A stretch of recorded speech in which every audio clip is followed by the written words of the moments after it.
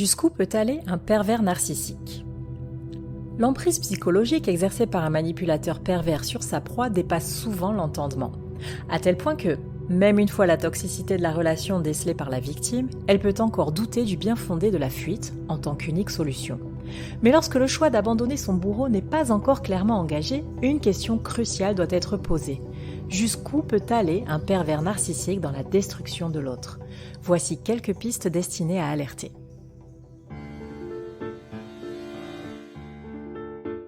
Cette réflexion est tirée d'un article du site internet www.pervers-narcissique.com au singulier, dirigé par Pascal Couder, psychanalyste et psychologue clinicien, co-auteur de l'ouvrage de référence « La manipulation affective dans le couple, faire face à un pervers narcissique ».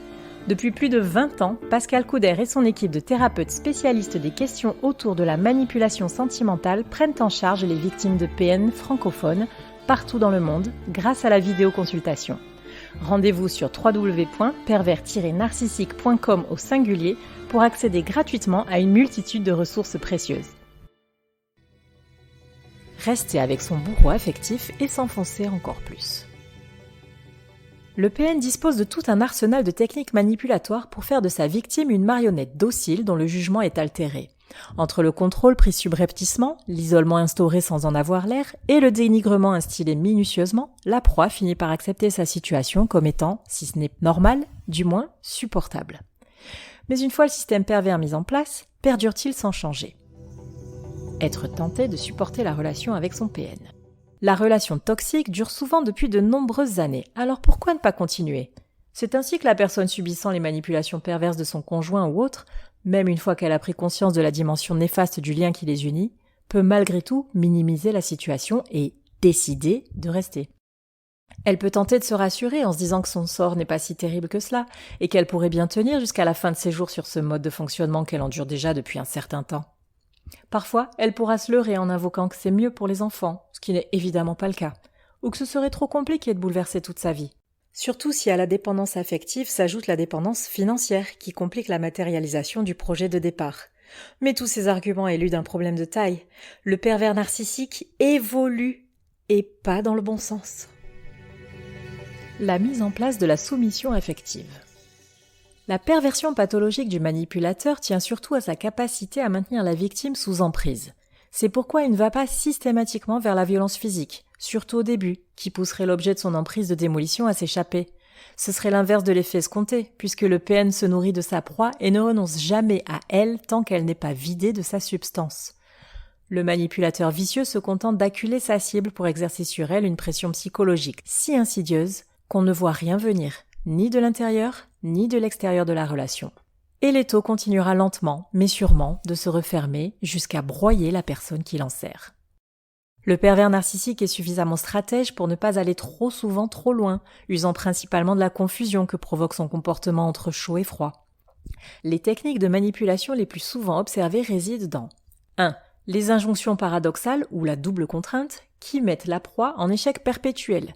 Par exemple, la surcharger de tâches à accomplir et lui reprocher de ne pas prendre le temps de s'occuper de l'autre. 2. La disqualification.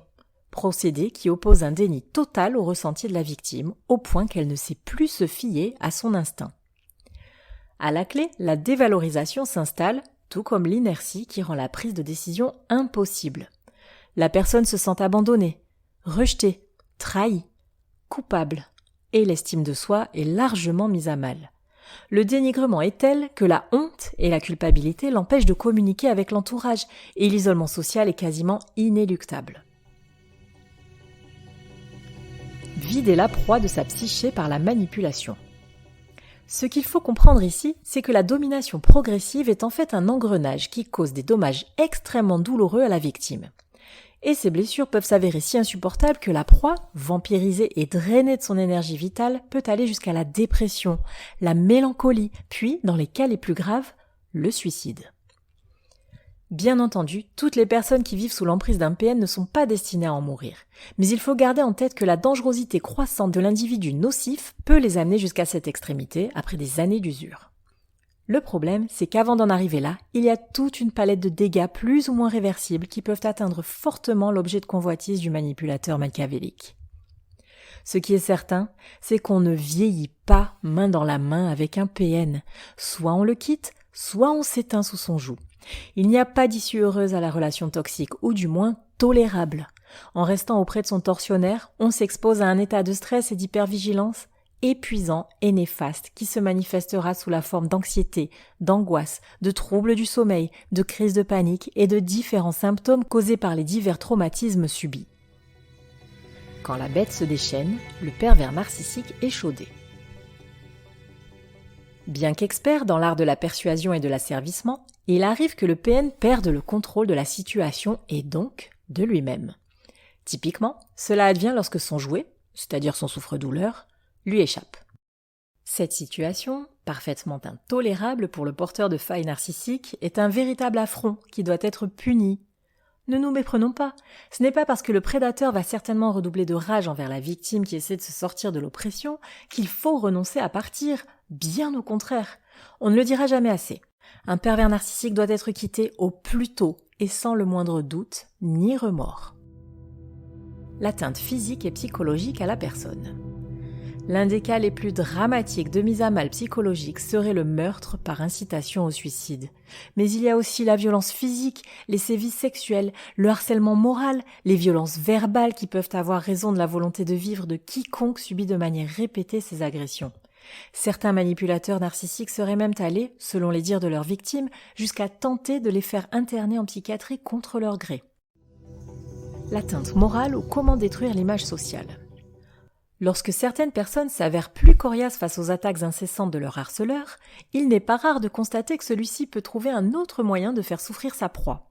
La personne toxique et perverse qui pense avoir subi un affront, comme celui de se rebeller contre son régime tyrannique, n'hésitera pas à user de tous les stratagèmes pour détruire psychologiquement, financièrement et socialement sa cible.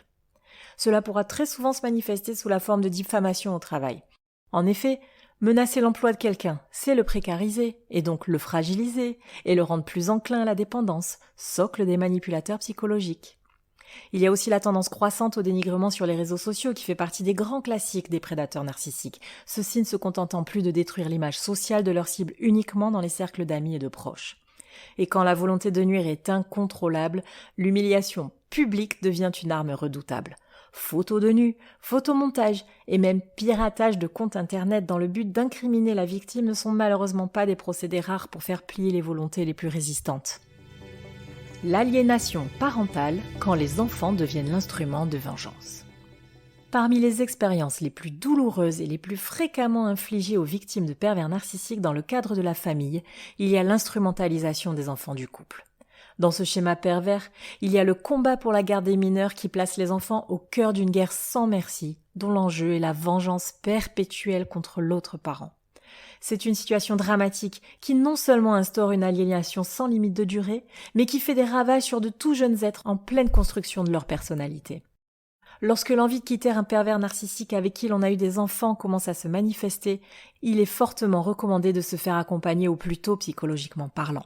Il est également quasiment indispensable de trouver des personnes ressources dans divers domaines, juridiques, social, financiers, afin de se protéger au mieux du déferlement de rage du PN qui suivra. Dès que l'on part du principe que le trouble de la personnalité dont souffre le tyran affectif le pousse à trouver de la jouissance dans la souffrance de sa proie, on sait qu'elle est exposée à toutes sortes de manipulations perverses. Mais l'imminence d'être démasqué amène parfois le PN à précipiter son opération destructrice avec une effrayante véhémence. Maintenant que vous savez jusqu'où peut aller un pervers narcissique dans son entreprise malveillante, nous ne pouvons que vous offrir notre accompagnement personnalisé précieux pour aider toute victime de PN à s'extirper au plus vite et au mieux de ses griffes. Rendez-vous sur le site www.pervers-narcissique.com au singulier pour trouver tout un tas de ressources pour vous aiguiller dans votre démarche et surtout pour pouvoir contacter des thérapeutes qualifiés spécialistes des questions de la perversité et de la manipulation affective. N'hésitez pas à vous abonner à ce podcast pour être notifié lors de la publication des prochains épisodes. Ne restez pas seul, soyez accompagnés. À très bientôt pour de nouvelles pistes de réflexion sur le pervers narcissique.